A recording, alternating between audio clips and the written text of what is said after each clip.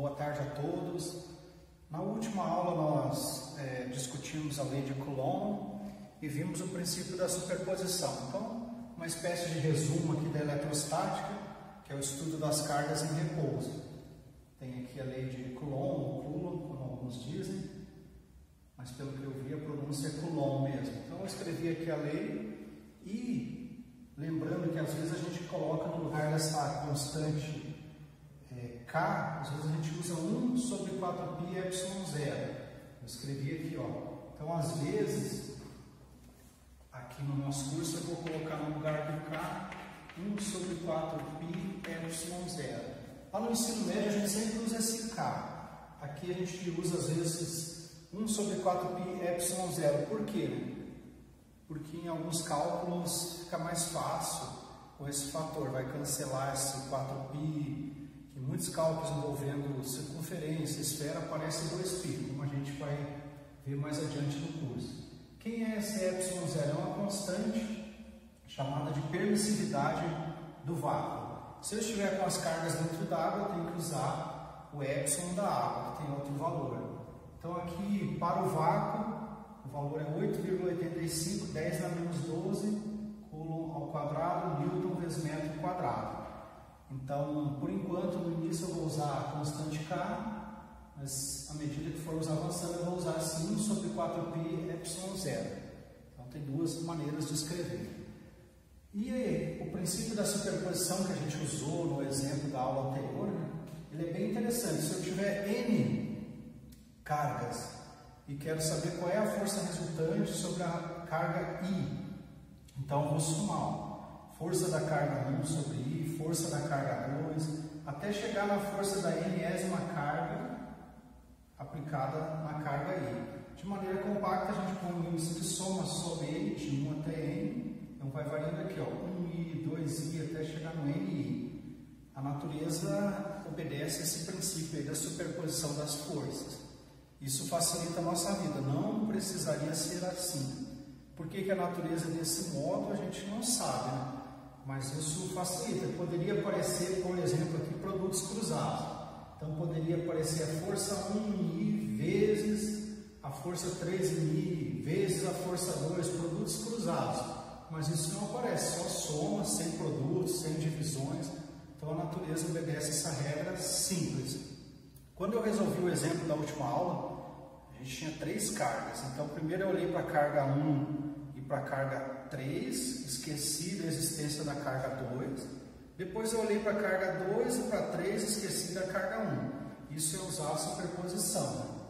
A gente poderia pensar, não, a presença da carga 2 vai afetar a relação entre a 1 e a 3, mas as nossas observações dizem que não afeta. Então, eu sempre olho para o par, um par de cargas, aplico a lei de Coulomb e depois no final eu somo tudo. Resumão da eletrostática está aqui, a lei de Coulomb e o princípio da superposição. Claro, né, que sabendo vetores, eu consigo usar e resolver os problemas. Então, antes de fazer um exemplo, eu quero comentar duas coisas da aula anterior. Então, uma delas é que, em geral, a gente acha a força e, no caso mais geral, que é tridimensional, o que eu tenho? Eu tenho 3 componentes. Então, no mundo real, a gente tem 3 dimensões, né? Largura, comprimento, altura. A gente diz que é tridimensional o nosso mundo. Então, na situação mais geral, poderia ter força em x, em y e em z. Ou seja, uma força, no caso geral, é escrita dessa maneira. Ó. Tem um componente em x, em y e em z. E aí aparecem os unitários, como eu tinha comentado. Eu escolho o sistema x, y, z. Então, o unitário I quer dizer que está na direção do eixo X, o unitário J na direção do eixo Y e o unitário K na direção do Z. O que significa esses unitários? Eles têm um módulo igual a 1 e funcionam como um padrão, uma medida em cada eixo.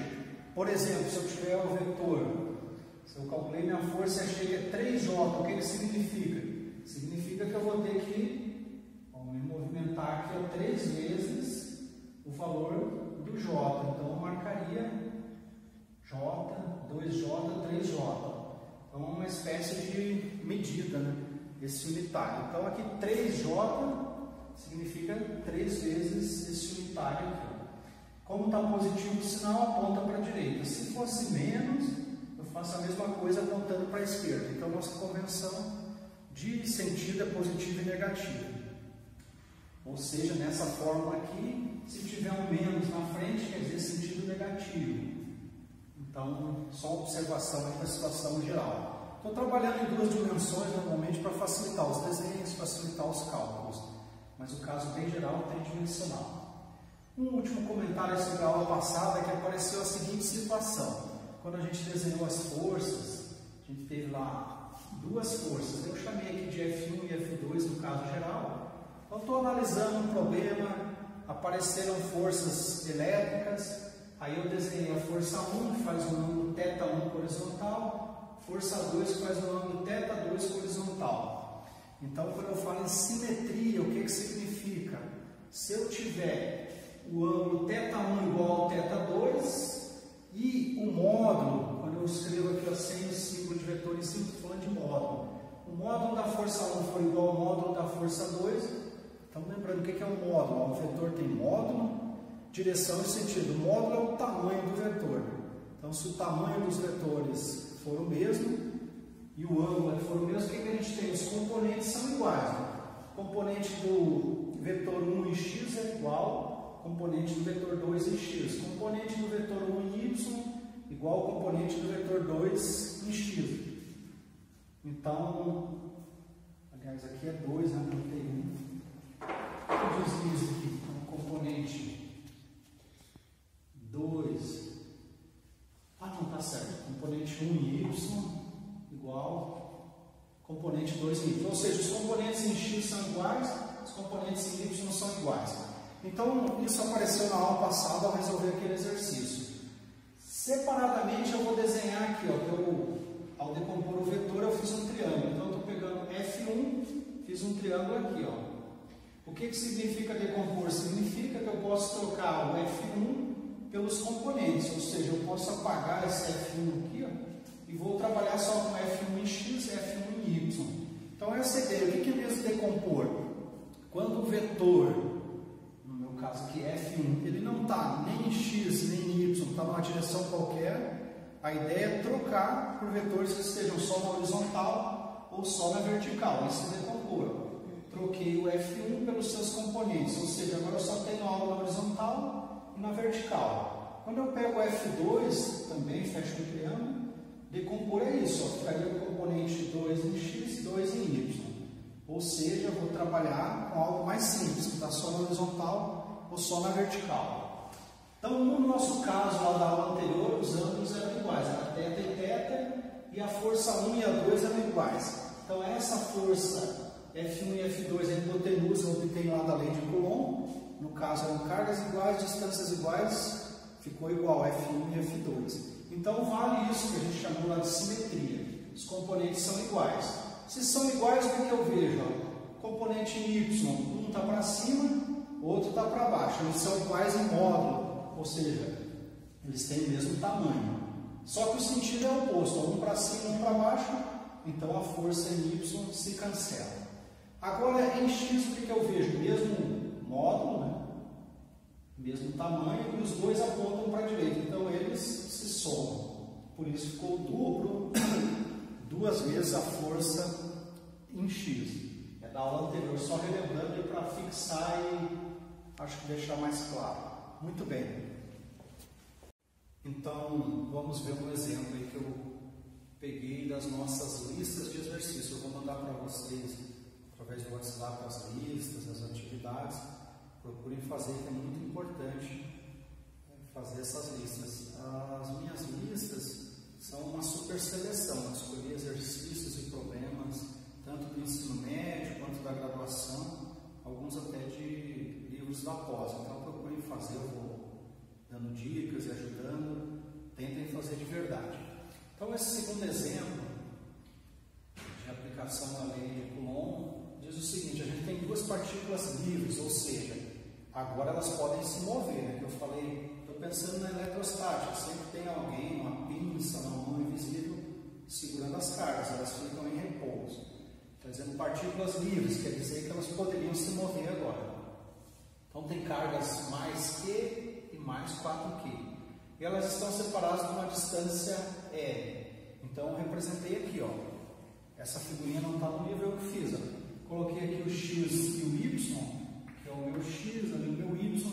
Então, coloquei uma na origem, A mais Q, e a uma certa distância L, mais 4Q. Então, isso vem do enunciado. Como é que a gente resolve gerar um problema? Começa fazendo um desenho. Os bons resolvedores de problemas, eles fazem assim. Primeiro um desenho, um esboço, um esquema. Então, a gente escolhe o sistema de coordenadas, coloca as cargas e vai desenhar as forças depois. Então, eles uma terceira carga é colocada de modo que o sistema inteiro esteja em equilíbrio. O que significa agora?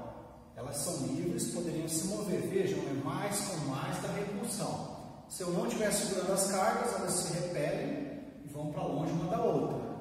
Então, poderiam se mover. Só que eu vou colocar uma terceira carga e eu tenho que escolher um lugar ali no espaço de tal maneira que as três cargas vão ficar em repouso, não vão se movimentar. Então, o que ele quer saber? Qual é a posição, qual é a intensidade e o sinal dessa terceira carga? Onde que eu devo colocar, qual o valor da carga e qual o sinal, positivo, negativo, de maneira que tudo fique em equilíbrio. E depois ele pede para mostrar que o equilíbrio é instável.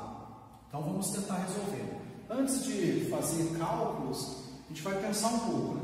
Onde que eu poderia colocar essa carga? A princípio, eu poderia, vou colocar ela bem aqui, ó. Então, a terceira carga eu vou colocar bem ali, ó. Essa terceira carga eu vou chamar de Q maiúsculo, por exemplo. Então, eu vou colocar essa carga ali, ó. Q maiúsculo, Q3.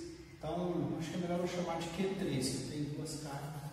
Vou chamar de Q3. Então, a terceira carga, chamei de Q3, vou colocar ali, ó, em um lugar qualquer do espaço. Então, o que eu noto? Ó? Vamos supor que ela seja positiva. Ó. Mais com mais vai dar repulsão ao longo da linha que une o centro das cargas. Eu tenho uma força aqui. Ó.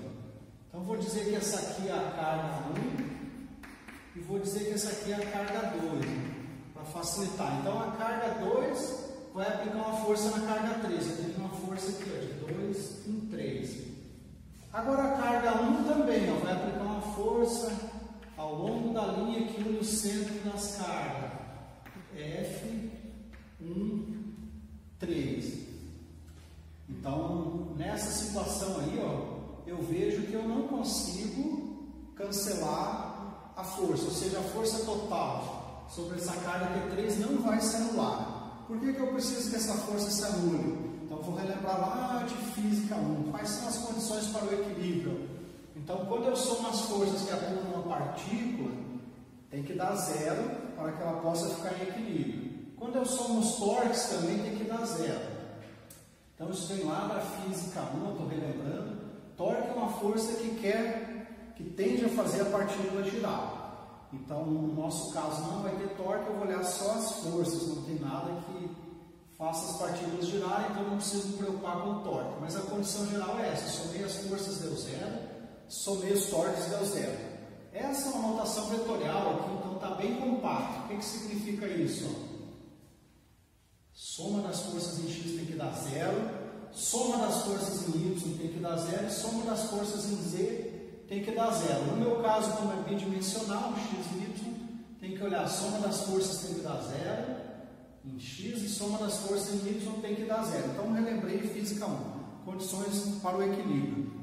Voltando, quando eu coloco a carga Q3 aí, ó, numa região fora aqui do eixo, eu não coloquei em cima do eixo X, coloquei em um lugar qualquer aí, ó, não vai funcionar, porque eu não consigo anular essas forças aí. Somei nunca vai dar zero.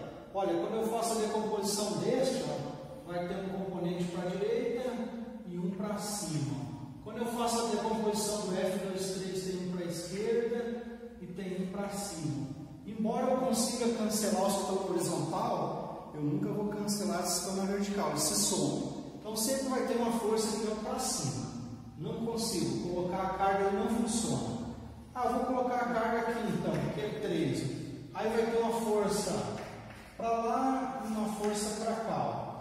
Também não vou conseguir cancelar, não vou ter força zero. Sempre vai ter uma resultante aqui, para baixo. O raciocínio é o mesmo lá de cima.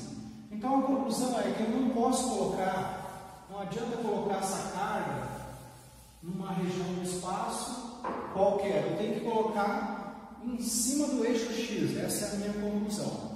Tem que ser em cima do eixo X para que eu consiga anular as forças.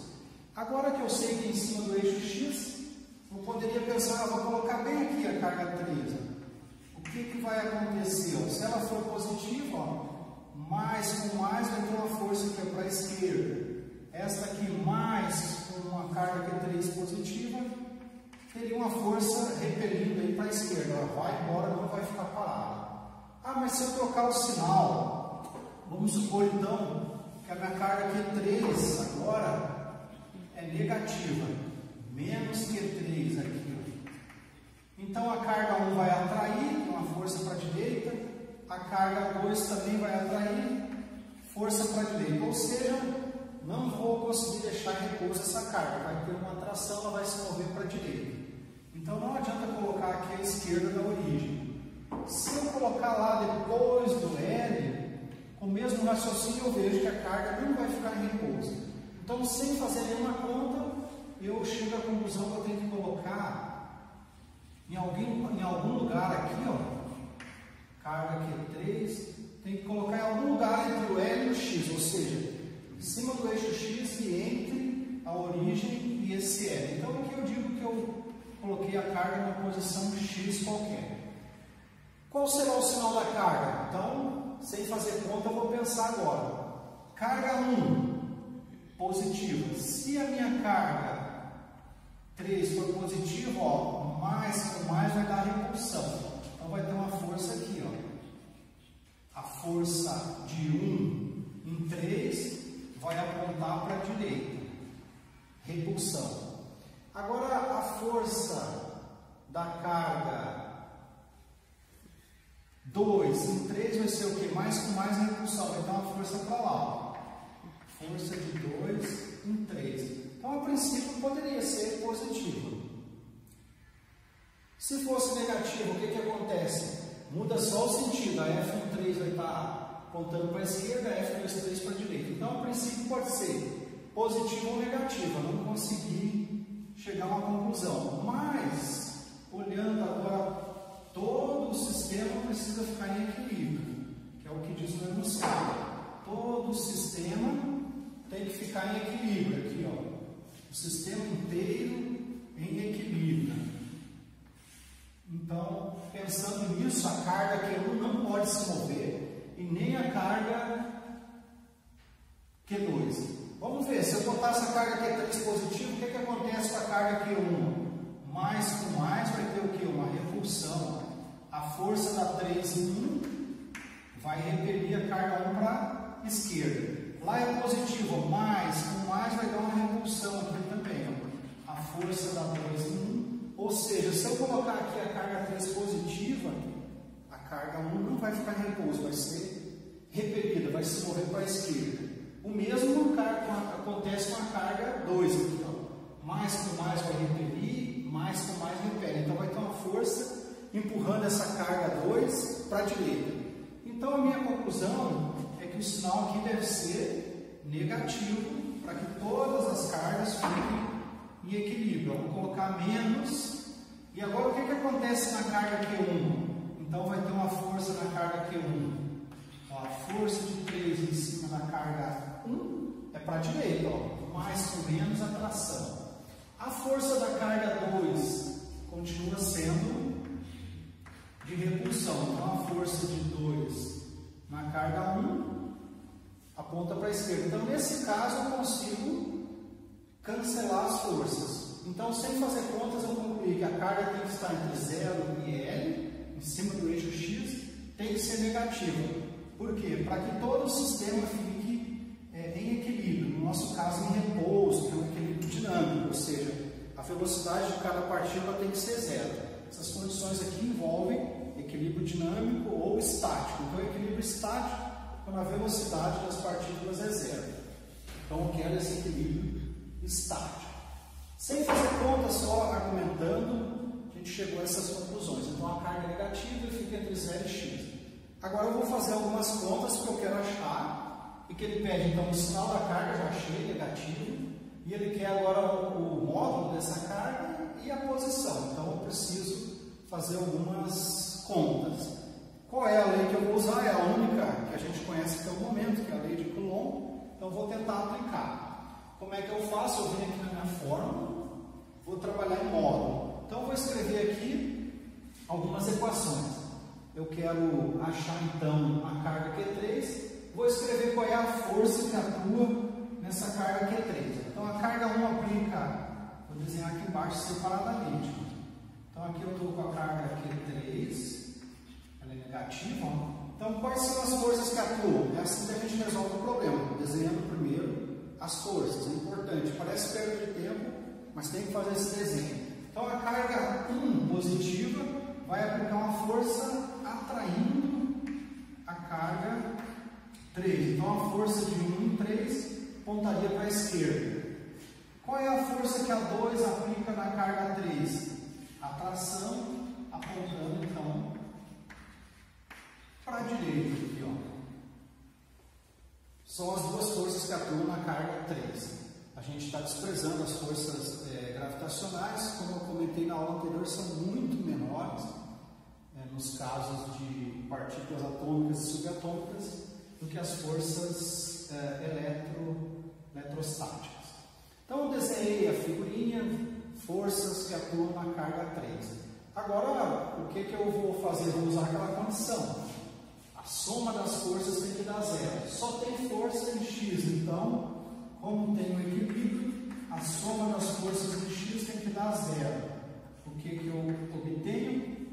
Olha que legal, quando as forças estão só em x, eu não preciso decompor. Ó. Força 2, 3 está só em x, força 1, 3 está só em x, então não precisa decompor vetor. Quando eles estão só na horizontal, só na vertical é o caso mais fácil, não precisa decompor. Então, normalmente, quando a gente pede questões em prova, sempre tem um vetor que não está só na horizontal nem só na vertical, então precisa decompor.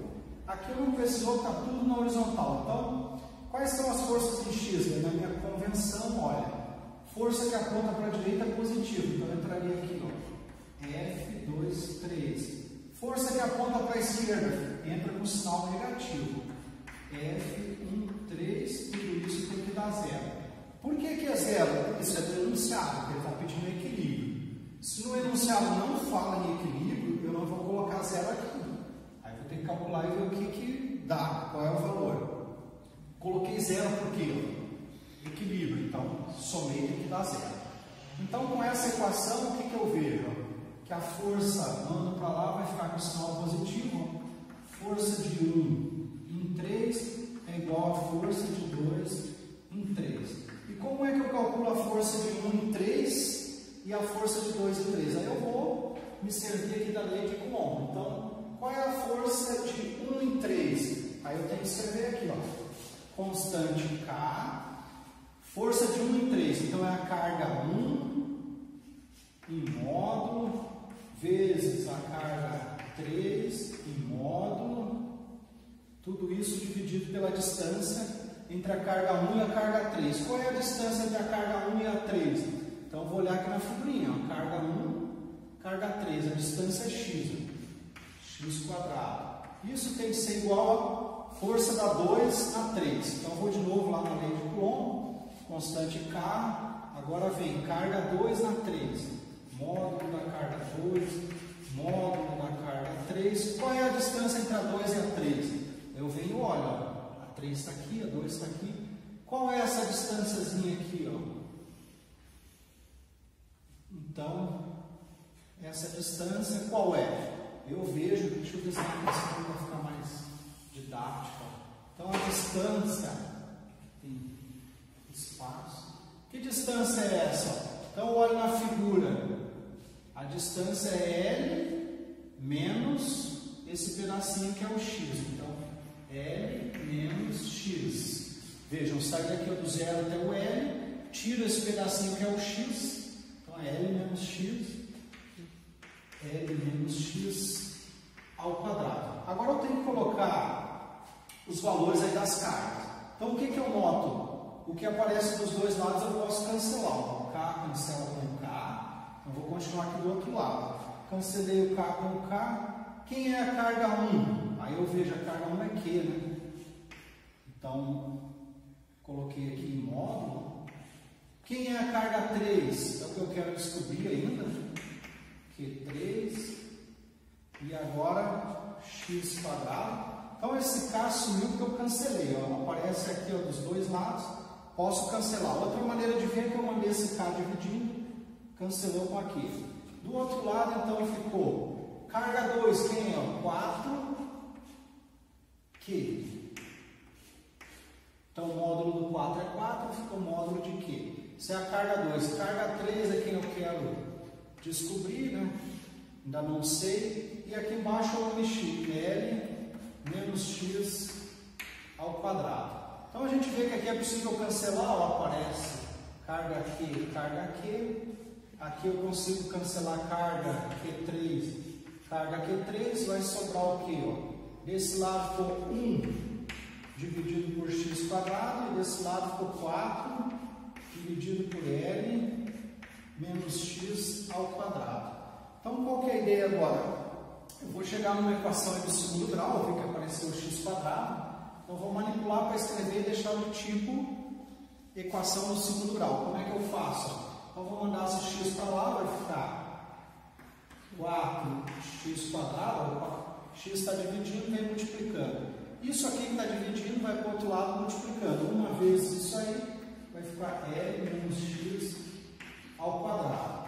Do lado esquerdo, agora usa a regrinha. O quadrado do primeiro, vou desenvolver, L ao quadrado.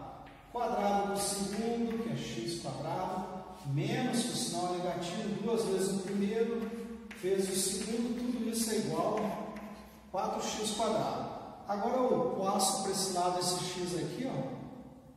E vou ficar com o quê? 4x quadrado menos x quadrado, ele veio para cá no sinal. Esse 2lx vai para o outro lado, fica positivo. E finalmente esse L passa para o outro lado, fica negativo. Desse lado aqui não ficou ninguém, né? Mandei o L para o outro lado, x quadrado, 2lx, então eu fiquei com 0. Agora 4x quadrado menos x quadrado, o que vai dar? 3x quadrado mais 2lx menos L ao quadrado igual a 0. Então agora eu preciso relembrar um pouquinho, que é uma equação do segundo grau. Como é que resolve isso? A gente vai relembrar. Então, lá do ensino médio, a gente sabe que uma equação do segundo grau do tipo ax quadrado mais bx mais c igual a 0, onde esse a, b e c são constantes, tem a seguinte solução, a gente tira a fórmula de Bhaskara. Então, o que eu vou fazer? Eu copiei de lá, ó, tenho minha equação que eu fui levando, cheguei numa equação do segundo grau. Então, eu só copiei, ó, 3x quadrado, 2lx menos L quadrado igual a 0. Eu trouxe aqui para este lado. 3x quadrado, 2lx. Então, eu vou comparar para identificar quem é o A. Comparando, eu vejo que o A é igual a 3. Quem que é o B? Ó? Quem estiver na frente do x é o B. Ó. Então, tem 2L. E quem que seria o C? Quem não estiver junto nem com o x nem com o x quadrado é o C, ó, menos L ao quadrado. Então, a gente está usando resultados lá do ensino médio.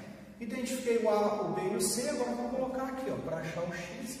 Então, vai ficar menos B, ou seja, menos 2L, mais ou menos, a raiz vai ficar B ao quadrado, que é 2L ao quadrado, 2L ao quadrado, menos 4 vezes o A é 3, vezes o C, que é menos L quadrado. Então, tudo isso na raiz e dividido por 2A. Quando vocês fizerem as contas sozinhos, a gente sempre tem que conferir. Às vezes a gente erra um sinal, um símbolo, então é sempre bom. Eu não vou ficar repetindo, mas vocês, quando fizerem, confiram. Então, aqui ficou menos B, eu copiei dali, B ao quadrado, certinho, menos 4A vezes o C. Então, estou conferindo, 2A, na verdade, o A é igual a 3. Então, a gente tem que ter muito cuidado ao resolver contas. E após resolver, também é bom voltar e conferir, né? Você vai escrever um artigo, um trabalho, tem que ter esse cuidado, né? Você vai colocar seu nome, não pode ter erros. Então, é importante conferir passo a passo e no final verificar de novo. Então, agora eu vou simplificar o que for possível. Vamos ver. Menos 2L, mais ou menos. Aqui, elevei o primeiro ao quadrado, vai dar 4. Elevei o segundo da L quadrado. Menos 3 vezes 4 é 12. Aqui, ó, menos com menos vai dar mais. E aqui vai ter o L quadrado. Então, tudo isso está dentro da raiz, dividido por 2 vezes 3, que é 6. Então, o que eu vejo aqui? Eu posso somar, vai ficar menos 2L mais ou menos. A raiz, quanto que deu? 4 mais 12, 16L ao quadrado. Tudo isso dividido por 6. Então, a raiz, nesse caso, eu consigo extrair aí com facilidade. A raiz de 16 é 4, a raiz de L ao quadrado é simplesmente L. Então, fiquei com esse resultado. Agora eu tenho as duas possibilidades. Vou olhar o caso em que é mais e o caso em que é menos. Então, no primeiro caso, quem é o x? Ó? Menos 2L mais 4L dividido por 6. Então, vai dar menos 2L com mais 4L, fica 2L positivo dividido por 6. 2L dividido por 6. Eu divido em cima por 2, fica só o L, e divido embaixo por 2, fica 3. Então, uma possibilidade é que o x seja igual a L dividido por 3. Qual é a segunda possibilidade? Agora eu vou considerar o sinal negativo. Então, vai ficar menos 2L, menos 4L, tudo isso dividido por 6. Então, menos 2 com menos 4 daria menos 6L dividido por 6, cancelo 6 com 6, fiquei com menos L. Então, a matemática permite duas respostas, L sobre 3 ou menos L. Eu vou ali na minha figura, vamos analisar isso aí. L dividido por 3, então eu vou pegar um intervalo aqui, dividir em 3 pedaços. Então, seria mais ou menos onde está a partícula.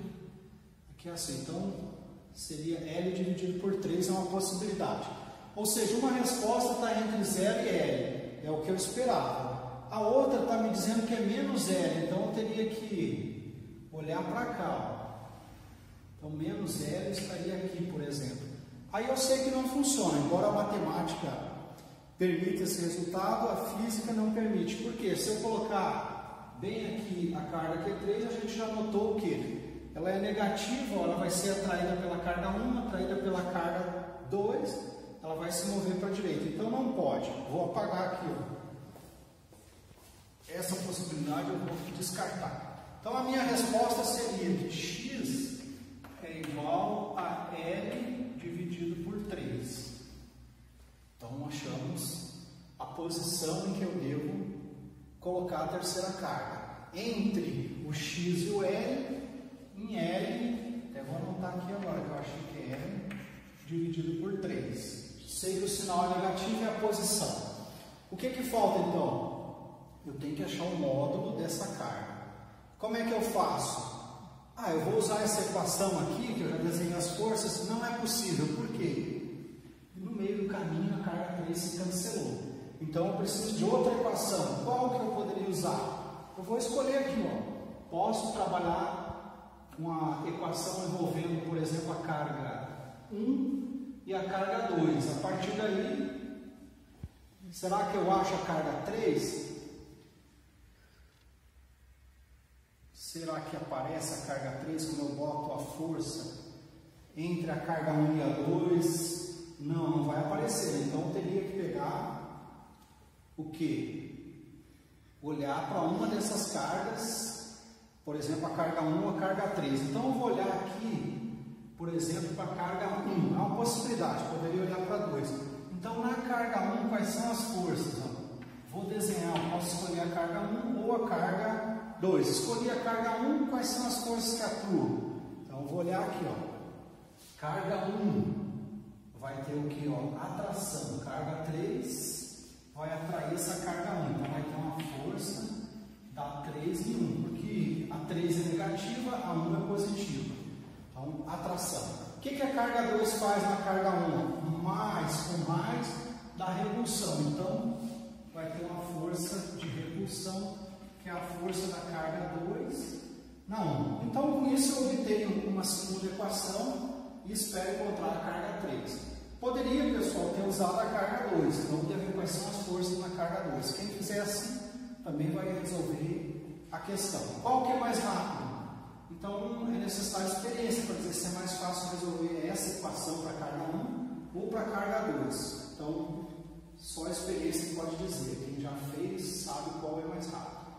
Então, não me preocupei nisso, escolhi ao acaso aqui a carga 1, vou tentar agora resolver. Então, o que eu faço? Vou usar aquela ideia. Está em equilíbrio, então tem que somar as forças e no total vai dar 0. Quais são as forças que atuam? Beleza, tudo na horizontal, não preciso decompor. Se está apontando para a direita, entra com sinal positivo. F3,1. Se está apontando para a esquerda, sinal negativo. Tudo isso dá 0, porque o enunciado falou que é equilíbrio. Agora, na lei de Coulomb, eu consigo escrever a força de 3 em 1 e a força de 2 em 1. Passo para lá e vejo que a força de 2 em 1 é igual à força de 3 em 1. Então, vou escrever. Quem é a força lá da lei de Coulomb? Constante K, módulo da carga 2, módulo da carga 1, tudo isso dividido pela distância entre 1 e 2. Vou olhar na minha figurinha. 1 está aqui, o 2 está lá no L. Então, a distância é L, vai ficar L quadrado. Tem que ser igual agora, força de 3 em 1. Então, vou lá, constante, módulo da carga 1, módulo da carga 3. Qual é a distância entre 1 e 3? Olha na minha figurinha, x. Então, x quadrado. Vejam que agora não vai se cancelar a carga 3.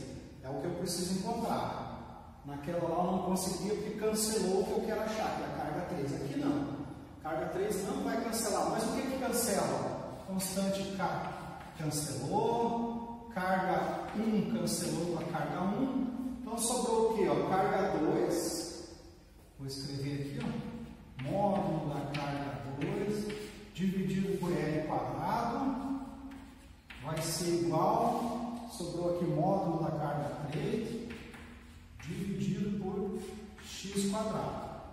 Eu já sei o valor do x, eu sei quem é a carga 2, então é só isolar e eu acho a carga 3. Então vou mandar para o outro lado, módulo da carga 3 é igual ao que? X vem para cá multiplicando, x quadrado, módulo da carga 2, tudo isso dividido por L quadrado. Então eu sei o valor do x, nós calculamos aqui que o L dividido por 3, então vai entrar aqui, L ao quadrado dividido por 3 ao quadrado, isso é simplesmente esse x quadrado. Elevei o quadrado, deu L quadrado, 3 quadrado. O que sobra aqui? Tem o módulo de Q2 e tem o L quadrado aqui embaixo. Quem é essa carga Q2? Eu vou lá e olho. A carga Q2, 4Q. 4 vezes o módulo de Q. Agora eu vejo que é possível cancelar aqui, L quadrado. Cancela com L quadrado, que dá 9, então vai ficar 4 módulo de Q. Então, vamos ver se eu não perdi nada. Sobrou 4 em cima, módulo de Q. 3 ao quadrado é 9. Então, eu achei o valor da carga Q3, que é uma das coisas que pediram no enunciado. Então, tem o valor do x, posição da carga, sei o sinal que é negativo e sei agora o módulo. Vejam que quando eu pego a lei de Coulomb em módulo, eu só obtenho o módulo, eu não saberia o sinal da carga 3. Como é que eu descobri o sinal? Fazendo aquele raciocínio, atrai, repele. Então, cheguei no resultado aqui que ele pedia. Posição da carga, módulo ou valor da carga e o sinal. Então, achamos tudo isso, o que falta agora? O último passo é mostrar que o equilíbrio é instável e terminamos o problema. Então agora a gente já vai relembrar uma coisa lá também na Física 1 para poder finalizar o problema.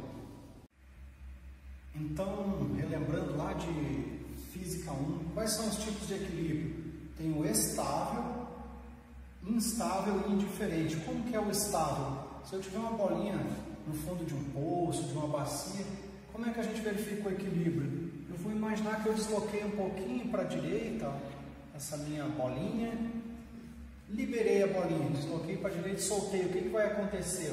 Então, no mundo real, ela vai oscilar um pouco, por causa do atrito, ela vai acabar parando aqui no fundo da minha bacia. A gente diz que o equilíbrio é estável, ou seja, eu desloco um pouquinho do equilíbrio, o objeto volta para o equilíbrio.